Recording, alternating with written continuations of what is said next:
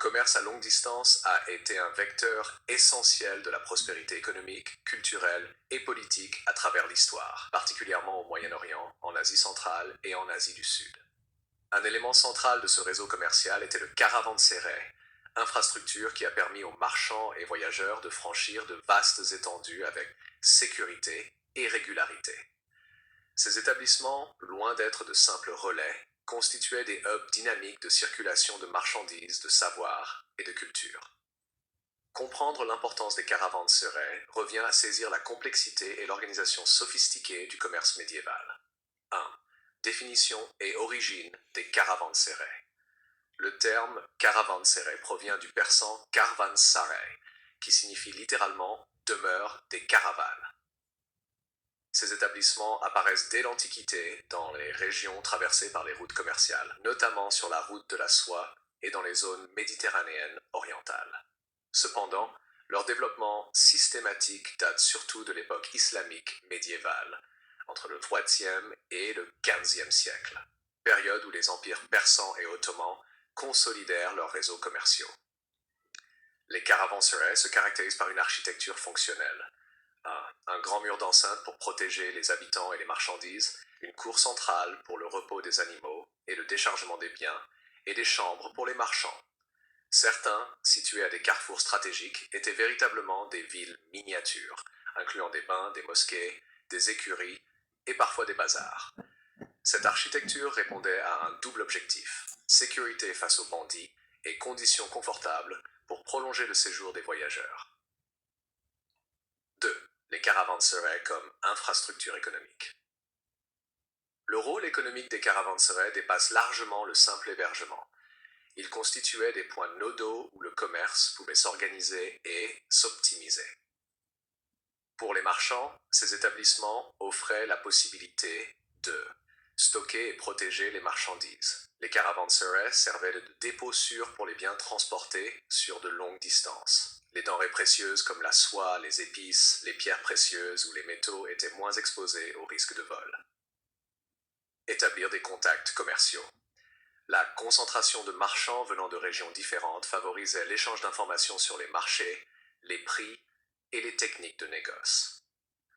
Organiser le transport des caravanes. Certains caravansérails servaient de relais pour la constitution de caravanes plus importantes, combinant différents marchands et partage de coûts de transport et de sécurité. Faciliter les transactions financières. Dans certains cas, des fonctionnaires ou des banquiers opéraient depuis les caravansérails pour garantir le crédit, changer la monnaie ou émettre des lettres de change, préfigurant certaines formes de banques modernes. Ainsi, les caravansérails étaient des infrastructures clés qui réduisaient le risque et le coût des échanges à longue distance, stimulant l'intégration de marchés régionaux et intercontinentaux. 3. Le rôle social et culturel des caravansérails. Au-delà de l'économie, les caravansérails jouaient un rôle social et culturel considérable. En accueillant des marchands, des diplomates, des pèlerins et des voyageurs d'horizons variés, ils favorisaient le brassage culturel et la diffusion des idées.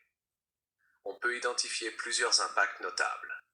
Diffusion des connaissances. Les marchands n'apportaient pas seulement des marchandises, mais aussi des techniques artisanales, des inventions agricoles, des idées scientifiques et des textes littéraires. Certains caravansérails étaient ainsi des lieux d'apprentissage informel et de transfert de savoir. Interaction linguistique et religieuse. La rencontre de différentes communautés a contribué à la polyvalence linguistique et à la tolérance relative, avec des marchands souvent capables de négocier dans plusieurs langues et de s'adapter à des pratiques religieuses diverses.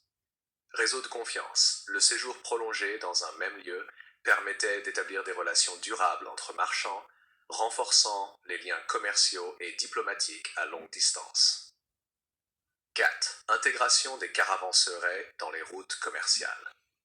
Les caravansérails étaient positionnés de manière stratégique sur les routes commerciales, généralement à une journée ou 2 de marche les uns des autres. Sur la route de la soie, par exemple, on retrouve un maillage dense qui reliait la Chine à l'Empire byzantin et au Moyen-Orient. Dans le monde islamique, de Bagdad à Damas, chaque segment de la route possédait ses relais bien connus. Ce système permettait non seulement de sécuriser le voyage, mais aussi de standardiser le commerce. Sécurité et régularité. La menace des brigands et des conditions climatiques extrêmes rendaient ces relais indispensables. Les caravanes pouvaient ainsi planifier leur itinéraire et leur durée de voyage avec précision. Optimisation logistique. La distance entre caravansérails correspondait à la capacité d'endurance des animaux de trait et à l'approvisionnement en eau et nourriture, réduisant les pertes et les accidents. Émergence d'une économie régionale, chaque caravansérai stimulait l'activité économique locale, de la production alimentaire à l'artisanat, créant une chaîne de valeur continue le long des routes. 5. Exemple célèbre et diversité des caravansérails. Dans l'Empire ottoman, des caravansérails comme le Koza Han à Bursa ou le Sultan Han en Anatolie ont marqué l'histoire par leur taille et leur influence commerciale. En Perse, le caravansérail de Zeynoddin dans le désert de Dasht-e-Kabir témoigne de l'ingéniosité de l'architecture pour survivre dans des conditions extrêmes. Ces structures variaient en fonction des besoins locaux, de l'importance stratégique et des ressources disponibles, mais elles partageaient toute la fonction essentielle de faciliter le commerce et de sécuriser les échanges à longue distance. 6. Déclin et héritage des caravansérails. Avec l'essor de la navigation maritime au XVe et XVIe siècle, le rôle des caravanes terrestres et donc des caravansérails a progressivement décliné. Les routes maritimes, plus rapides et souvent moins risquées, ont redirigé le flux des marchandises, réduisant la dépendance aux relais terrestres. Cependant, le modèle du caravansérail a laissé un héritage durable. Architecture et urbanisme. Certains caravansérails ont été convertis en hôtels ou en marchés urbains, influençant l'architecture moderne dans les régions concernées. Concept logistique. Le principe de relais sécurisés et d'organisation centralisée a inspiré la conception de structures commerciales et d'entrepôts modernes. Mémoire culturelle, les caravansérails figurent dans la littérature, la poésie et l'art comme symbole de l'échange, de la rencontre et du cosmopolitisme médiéval. Conclusion, les caravansérails n'étaient pas de simples bâtiments, mais des éléments essentiels du commerce à longue distance et de la vie sociale médiévale. Ils assuraient sécurité, organisation logistique, interaction culturelle et développement économique sur des territoires vastes et souvent hostiles. Leur rôle dépasse largement l'économie, mais car ils ont été des lieux de transmission du savoir, de rencontres interculturelles et de création de réseaux durables.